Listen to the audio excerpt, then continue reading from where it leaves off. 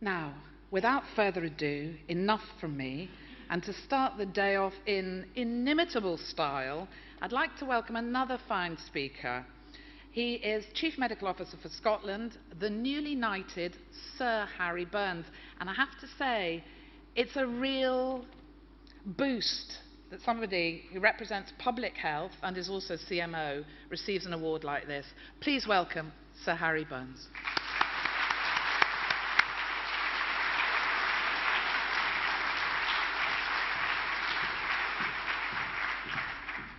Thanks, Penny. Thanks very much, everyone, for coming back today. Yesterday, that rip-roaring double act of Derek and Jason, not quite Scotland's answer to Ant and Dec yet, but they certainly give us lots of food for thought. And one of the slides they showed spoke particularly to me, and it was this one, where Derek talked about the challenges we face. If you look at those three challenges, there's not a lot we can do about demography. It's going to happen. It's a juggernaut. Not a lot we can do about economic outlook. We can do our bit for efficiency and effectiveness and so on, but fundamentally, the economic outlook is in hands not just in this country, but throughout the world. And you would think that that's the one we would have most influence on. History would suggest we can't influence that very much either. And if you think that I'm being hard on public health, let's look at the history. Life expectancy in Western Europe for the past 150 years. Scotland, 150 years ago, middle of the pack, middle of the pack, middle of the pack. Then something happened. This is from 1950s onwards. Scottish life expectancy slowed down sharply in the early 1950s. And there's been a steady trend which has seen every other Western European country overtake us. Portugal in the 1950s was about 10 years worse off than us, and look at their trajectory. If you look at Eastern European countries, you find that they had the same experience as Portugal. Up until the fall of communism, many of them were 10 years poorer than us, and many of them are now overtaking us. The explanation that we offer is the fact that the poorest 20% of the population, their life expectancy is improving much slower than the rest of us, and that gap has been widening consistently for the past 50 years. Now, the last 50 years has seen huge public health interventions. Defeated tuberculosis, polio vaccination, lots of infant problems have disappeared as a result of immunisation. Landscape on smoking has changed radically. You know, huge interventions have taken place, but the trend speaks for itself. These lines are widening progressively regardless of what we do. And it was Einstein, I think, who is quoted as saying that insanity is keeping on doing what you've always done and expecting different results. If we're going to change these lines and get them to move up faster, as every other country in Europe is doing, we have to rethink the game. And that's why last year I introduced, in fact, this is what I'm going to talk about here. Public Health in Scotland would be the broad title. Subtitle, Turning 5 Decades of Failure into Success. And on the way, I want to take some lessons from rioting, okay? So we'll see where we get to. Last year, I introduced the idea of assets. I described the fact that since the 1950s, our public policy on disadvantaged groups has been very much about meeting their deficits, their perceived deficits.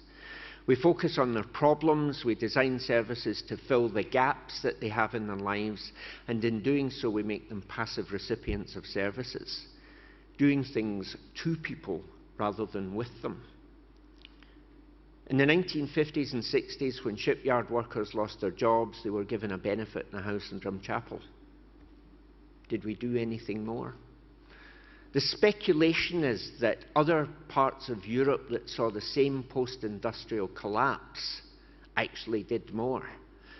An out-of-work steelworker in the Ruhr, well, what can out-of-work steelworkers do? Well, they can probably make cars. So different industries come in to fill the gap. The assets and the skills that were there were maintained. We didn't do that. And part of the argument I made last year was all around the evidence produced by a sociologist called Aaron Antonovsky, who said that unless you can make sense of the world, unless you find the world round about you structured and predictable, unless you feel you have the resilience to meet the challenges that the world posed on you, and unless you see them as challenges worth getting out of bed for in the morning, you're going to experience chronic stress, and that will damage your health. And Antonovsky really had harsh words for the medical profession, who he said were fixated on the causes of disease rather than the mechanisms by which we can create health. Wanted to flip the coin over. So we talked last year about health assets, those factors which enhance the ability of individuals and communities to maintain their health, and which operate as protective factors against life stresses. Now, since that conference last year, I've had many, many opportunities to talk to people about an assets approach to public health. And I can report that it's taken root and it's moving forward well, and it's exciting what's happening. But one thing I have resisted doing is telling people how to do it. Because it seems to me, and I'll explain this a bit more, that as soon as I start defining the problem in a specific way, that inhibits creativity. Everyone has a piece of the jigsaw in their pocket, and it's getting those pieces of the jigsaw out on the table that will give us the whole picture. And the last thing disadvantaged communities is a smart aleck like me coming and telling them what to do. They've had too much of that already. So what I'm going to do here is I'm going to begin to give you some of the insights that I've gained from talking to people over the past year. And I'm going to range, if time permits, fairly widely. And I'm going to question some holy grails, some received wisdom. And the first bit of wisdom I'm going to question is the definition of health. I came back from holiday recently, and there was my BMJ in its plastic wrapper, and front cover of one of the BMJs that came in when I was on holiday was, do we need a new definition of health? Well, that's become very apparent to me over the past year. We absolutely do. This is the conventional World Health Organization definition of health, and it's wrong. Okay? The bit about treasuring complete physical, mental and social well-being, I agree with. We've got to look at this holistically. And it's not merely the absence of disease or infirmity. The bit I disagree with is the definition of health as a state. We all move in and out of feeling well, maybe many times a day.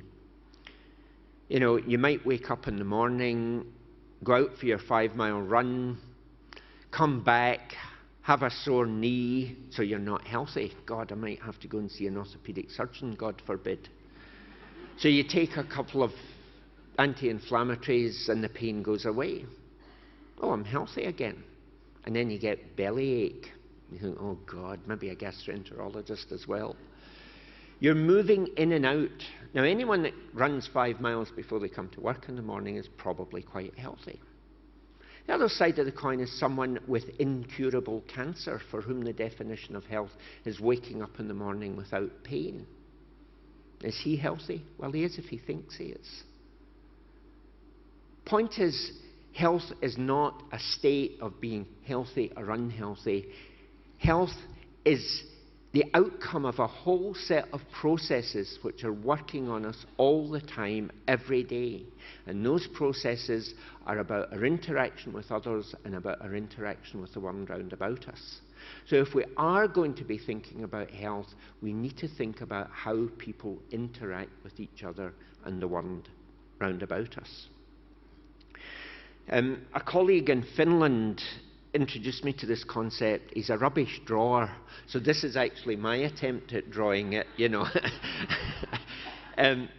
We talk about upstream, downstream interventions in healthcare. You know, the idea that the acute services, the health care system is like the man whose house is at the top of a waterfall. And all the time he has to go and pull drowning people out the water. And then he has the idea of wondering why all these people are falling into the river. So he walks upstream, finds a gap in the fence, and he fixes the fence. Okay? We talk about upstream interventions as being public health. Well, that paradigm just perpetuates the idea of health being on the bank and ill health being in the river, when the fact is we're all in the river all the time. The river of life, as my colleague describes it. And the thing is that there's one bank of the river that's in the sun. You can float along comfortably. Nice cooling drinks are available to you. It's very pleasant. This bank of the river is where the crocodiles and the rocks and the weeds and so on are. And the task is to teach people to navigate the river. We're all going to drift across. We're all going to flirt with danger or whatever.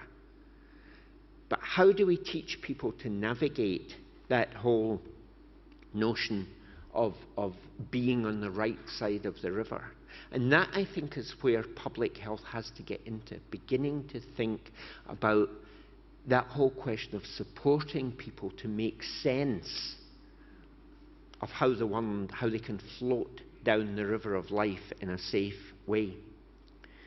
Another way of looking at it is to consider health, or ill health specifically, as an iceberg. Above the water you see the diagnosed disease, you see the things that present to the GP, you see the things that present to hospital, and we want to reduce the burden of disease, and we're currently doing that because we've got lots of hospitals and GP surgeries perched on the iceberg, and they're all chipping away like mad at the ice to get rid of it.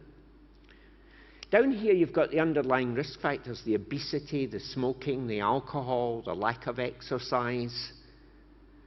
How do we deal with that? Well, one way we deal with it is to raise the temperature of the water. And the whole thing will melt. Okay? And we raise the temperature of the water by creating in society the right kind of conditions that allow people to do what Antonovsky said, which is be in control of their lives. So, let's begin to think about life improvement and our role as a health service in improving the lives of our fellow Scots, rather than just health improvement or providing better health care. Health emerges in individuals who live in a fair society. Individuals who live in that society understand how it works, manage it, and participate in it. That in itself is health promoting, and the challenge of getting people who are separate from society engaged in that process is what will make the difference. And if you're not engaged in society, you're not likely to be in control, you're not likely to be healthy, and you're not likely to have a sense of well-being.